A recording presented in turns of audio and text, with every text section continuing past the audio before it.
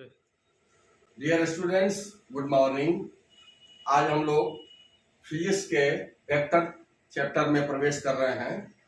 Vector chapter शुरुआती chapter है, लेकिन मैथमेटिक्स से मिलता जुलता चैप्टर है और बिना वेक्टर के फिजिक्स का पढ़ना बहुत ही मुश्किल हो जाएगा। इसीलिए हम चाहते हैं कि वेक्टर आपको बहुत अच्छी तरह से कंसेप्ट करवा दें।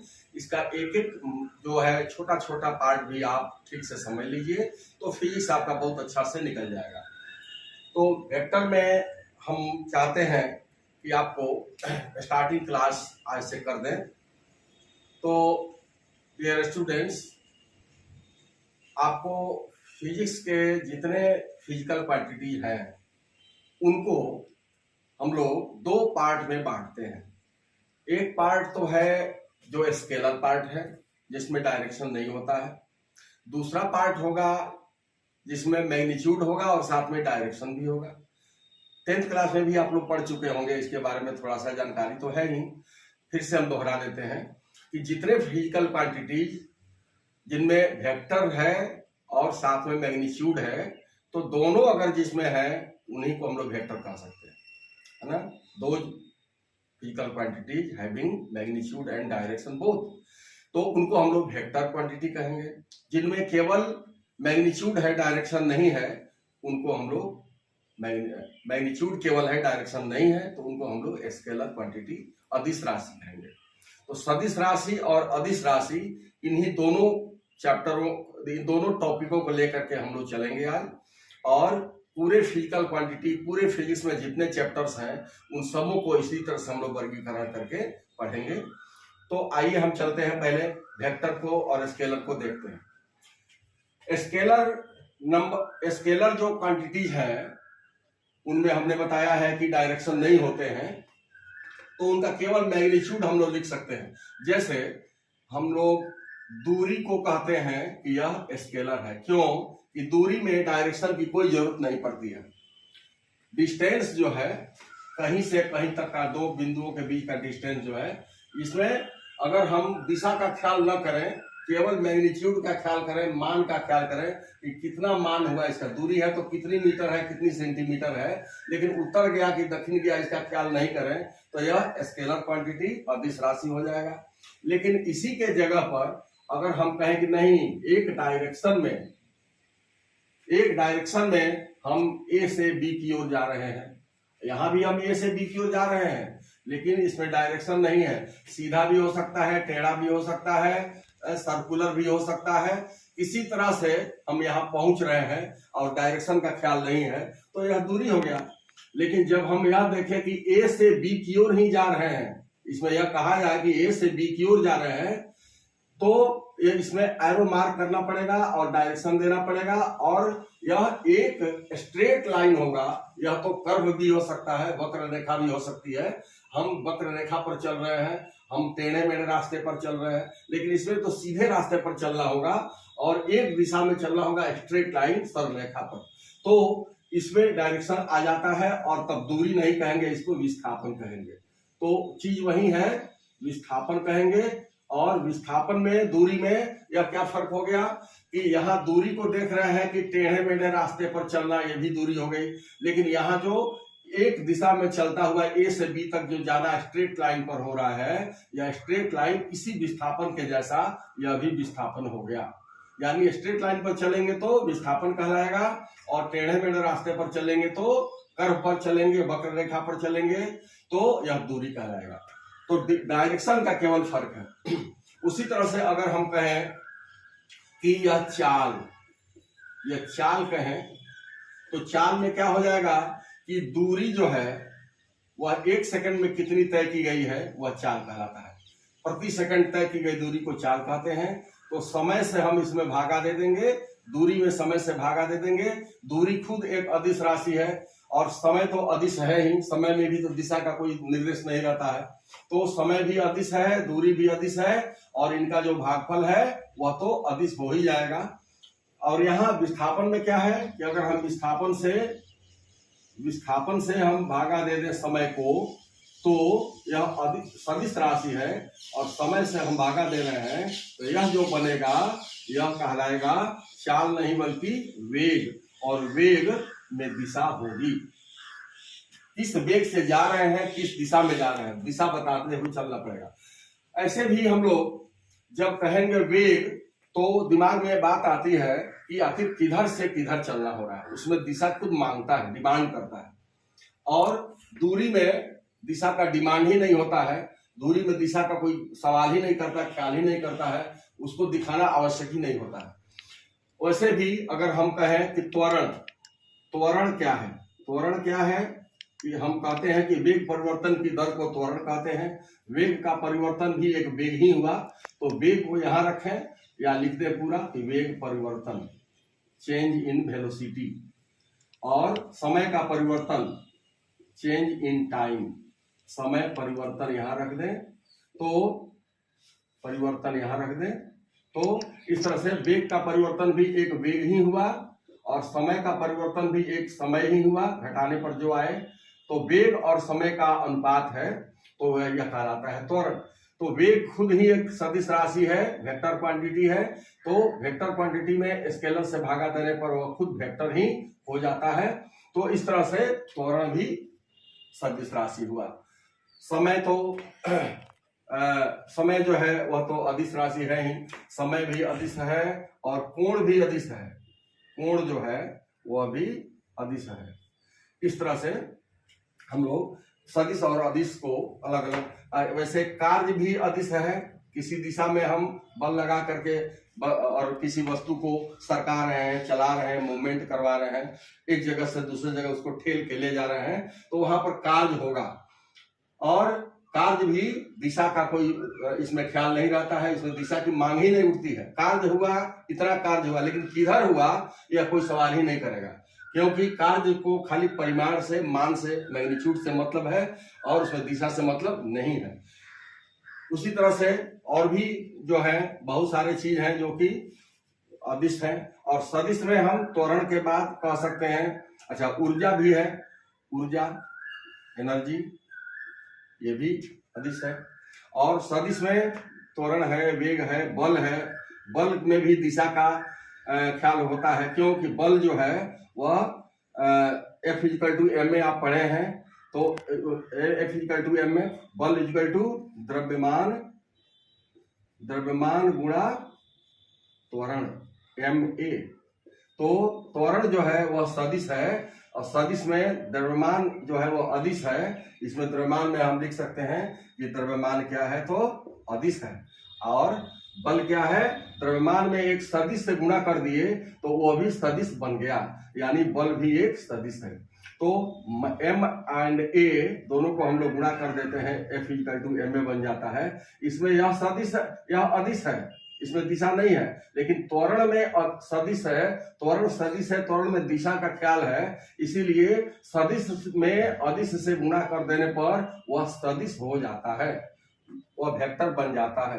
वेक्टर में किसी नंबर से गुणा कर दिया जाए जो स्केलर है, तो वह खुद वेक्टर बन जाता है। वेक्टर का पावर ज्यादा है, वेक्टर का महत्व ज्यादा है, तो वह खुद वेक्टर बना लेता है। तो बल भी जो है ये है। उसी तरह से तीव्रता है, तीव्रता भी एक तरह का बल ही है। तीव्रता जो है यह भी सदिश राशि है। ऐसे ऐसे बहुत सारे।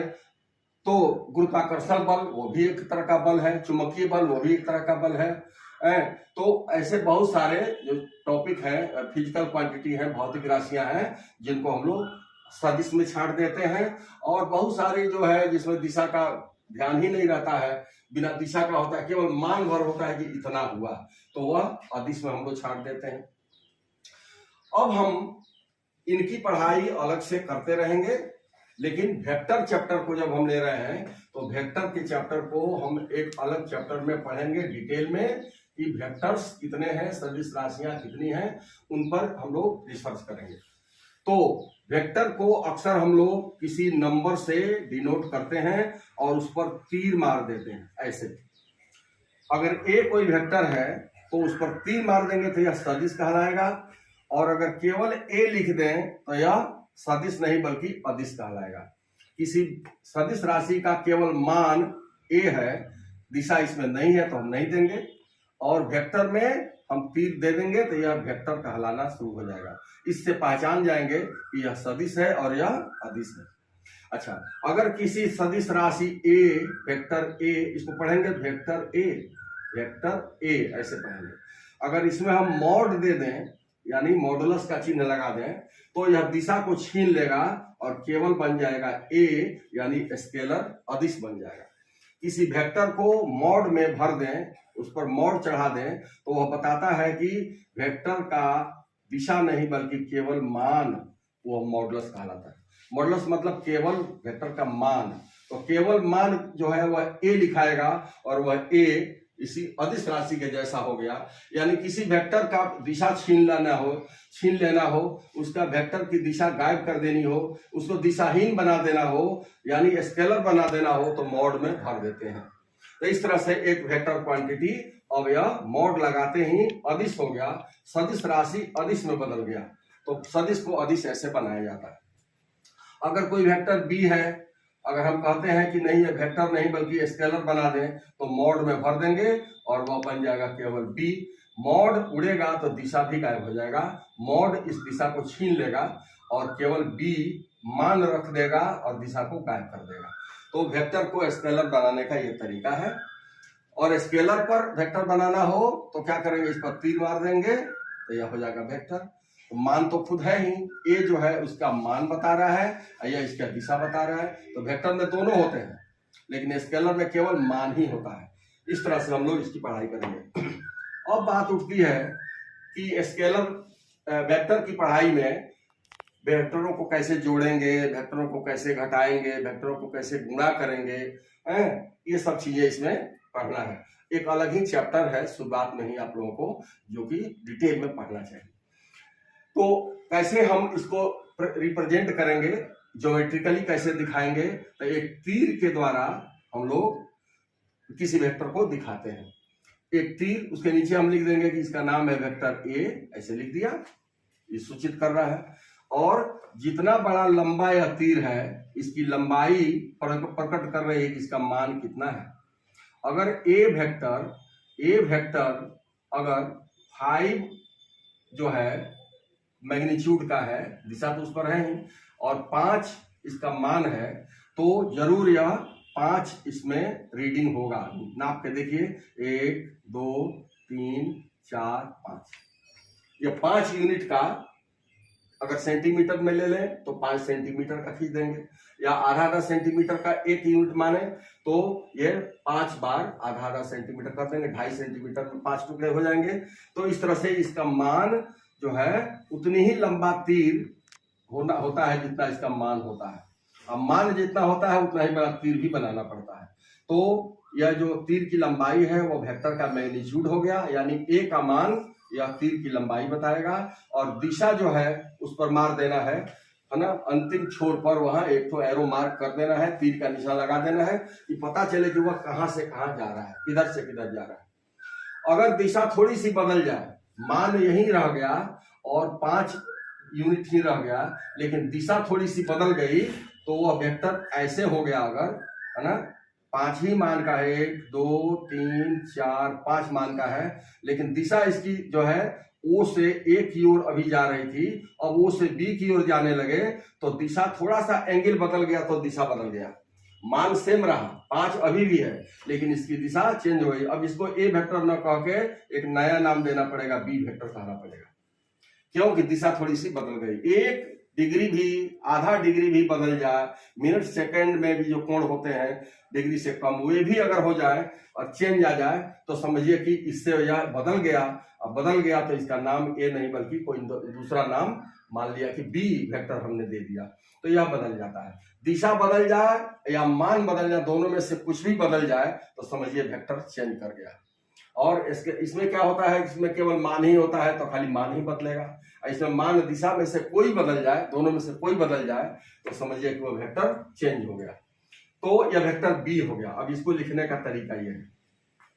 अच्छा, अगर हमको और बड़ा 5 से बड़ा वेक्टर बनाना हो तो क्या करेंगे, 7 का बनाना हो, कोई सी वेक्टर है, जो है वो 7 मात्रक का, 7 यूनिट का बनाना है, तो इसको 7 यूनिट में भाग देना पड़ेगा, टुकड़ा करना पड़ेगा।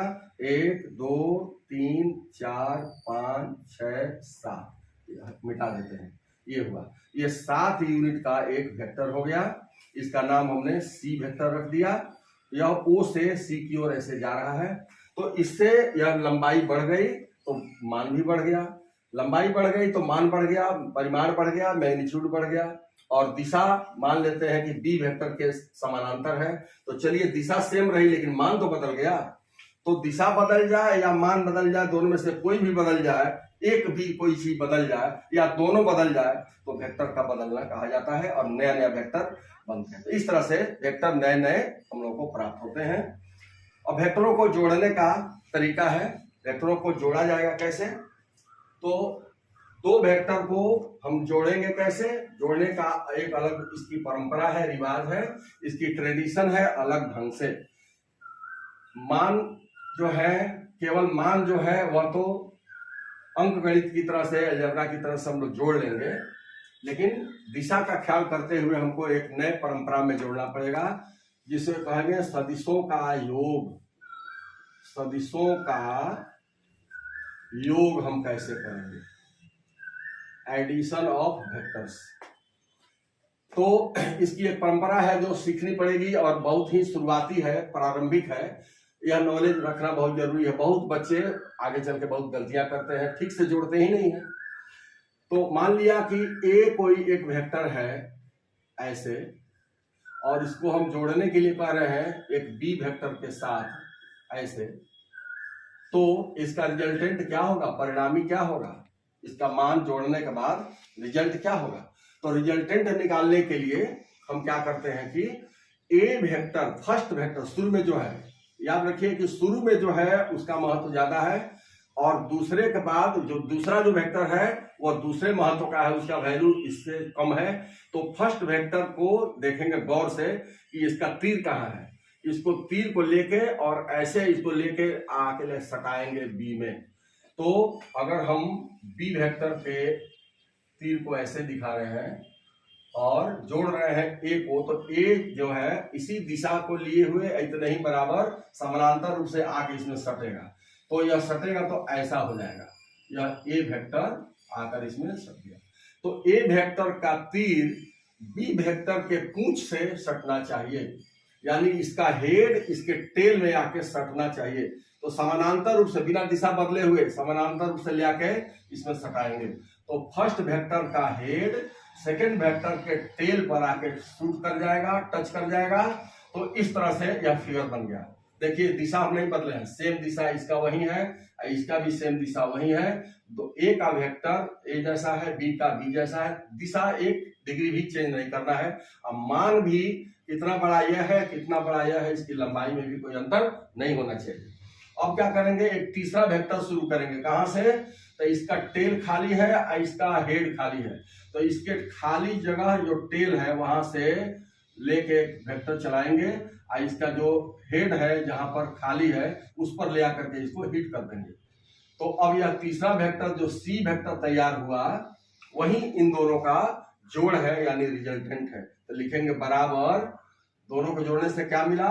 इतना बड़ा वेक्टर इससे भी बड़ा हो गया, दोनों को जोड़ने से बड़ा हो गया। तो इतना बड़ा, इसी दिशा में इतना बड़ा वेक्टर सी तैयार हुआ, यही रिजल्टेंट हमारा तैयार हुआ। अब किसी वस्तु पर एक साथ दो सदिश काम कर रहा है। आपको पता है कि बल भी सदिश है और वेग भी सदिश है, त्वरण भी सदिश है। इनमें से कोई भी भौतिक राशि, कोई भी फिजिकल क्वांटिटी, बल हो या वेग हो या त्वरण हो, किसी वस्तु पर एक साथ लग रहा है दो दो वेक्टर अगर एक साथ काम कर रहे हैं, तो वह जाएगा किधर? तो न इधर जाएगा न इधर जाएगा, दोनों से अलग ढंग की दिशा लेके इधर जाएगा। न ए रहेगा न बी रहेगा, उनका मान बदल के सी हो जाएगा। तो मान भी बदल गया, ए बी के बदले सी, और दिशा भी बदल गई, न इधर न इधर बल्कि दोनों के बीच में ऐसे इधर। तो यह सी जो है इसका परिणाम हो गया, रिजल्ट हो गया। दैट इज, इसको अर्थात कहते हैं, that is A vector plus B vector equal to हो गया सी वेक्टर। इस तरह से हम लोग वेक्टर की विधि से जोड़ते हैं। ये नहीं होगा कि अब 5 यूनिट है या 2 यूनिट है तो 5 2 7 हो गया, ऐसा हर केस में ऐसा नहीं होता है। या घटा रहे हैं तो ये 5 है या 2 है तो 5 यूनिट में से 2 यूनिट घट गया तो 3 यूनिट हो गया। इस तरह से अंगणित की तरह से इसमें जोड़ नहीं होता है। इसकी रिवाज परंपरा कुछ और ढंग की है, दिशा पर ध्यान देते हुए इसको करना होता है। तो ये 2 सदस्यों का जोड़ना हो गया। अच्छा, घटाना कैसे होगा? अच्छा, 1 2 और एग्जाम्पल देते हैं कि कैसे इसको जोड़िएगा। मान लेते हैं या तो फर्स्ट हो गया, कुछ दिशा बदल के और दे रहे हैं कि एक वेक्टर ए ऐसे है। अब एक्सरसाइज करवा रहे हैं कि ए वेक्टर ऐसे है और बी वेक्टर ऐसे है, इसको जोड़कर हमको इसका रिजल्टेंट परिणामी निकालना है। कैसे निकलेगा? तो ठीक ए को इसी वेक्टर के समानांतर ले आकर बी में ऐसा सटाएंगे कि इसका हेड इसके टेल में सट जाना चाहिए। तो ये जो है वेक्टर, यह हो गया हमारा ए वेक्टर। थोड़ा सा और बड़ा कर देते हैं, इतना बड़ा हो गया। और बी वेक्टर इस तरह से ऐसे जा रहा है, यह ऐसे लाइक अभी दूर दूर था, अभी जोड़ना बाकी था। जोड़ने से पहले का यह फिगर है, जोड़ दिए तो यह फिगर हो गया। जोड़ देने पर यह हेड लेके आया और बी वेक्टर के यानी दूसरे वेक्टर के टेल पर जाके सटा दिया, यह फिगर तैयार हो गया। जोड़ दिया हम। जोड़ने पर क्या हुआ कि अब यहां से इसके खाली जगह से टेल शुरू करेंगे और हेड से हेड पर ला करके एक तो वेक्टर और तीसरा वेक्टर सी तैयार कर देंगे। तो ए और बी का योग यानी जोगफल एडिशन मिला करके तैयार क्या हुआ? सी वेक्टर तैयार हुआ। सी वेक्टर का मतलब ऐसे, तो ऐसे यहां से लेके ऐसे तैयार हुआ, समानांतर रूप से खींच देंगे, यह वेक्टर सी हो गया। यानी अब किसी वस्तु पर 2 सदिश एक साथ काम कर रहे थे, तो एक काम कर रहा था इधर और एक काम कर रहा था इधर। तो ऐसे देखिए फिगर बता रहे हैं कि यह कोई वस्तु है ओ, इस पर एक सदिश ऐसे काम कर रहा था, एक सदिश इधर बी की ओर ऐसे काम कर रहा था, एक काम कर रहा है इधर, बी कार्य कर रहा है इधर, तो जाएगा किधर? अब इस पर इधर भी और इधर भी दोनों ओर बल लग रहे हैं, दोनों ओर वेग तैयार हो रहा है, दोनों ओर जो है त्वरण तैयार हो रहा है, तो जाएगा किधर? रिजल्ट क्या होगा? इधर जाएगा किधर जाएगा? तो न इधर जाएगा न इधर जाएगा, वो इधर सी की ओर जाएगा, तीसरे की ओर ऐसे जाएगा, बस इसकी दिशा में जाएगा। ये चीज हो गया। तो ये जो है इसको हम लिख सकते हैं कि that is vector A plus vector B equal to resultant C, यही सी हो गया। दोनों मिल करके एक वेक्टर बना दिए, यानी 2 सदिशों का जोड़ने पर एक सदिश प्राप्त होता है और वो सदिशों के नियम के अनुसार उसका रीडिंग और उसकी दिशा देखी जाती है। तो 2 सदिशों को जोड़ने पर एक सदिश ही मिलता है। इस तरह से हमने इसको शुरू किया और अगले क्लासों में इसके आगे की बातें भी की जाएगी। ओके।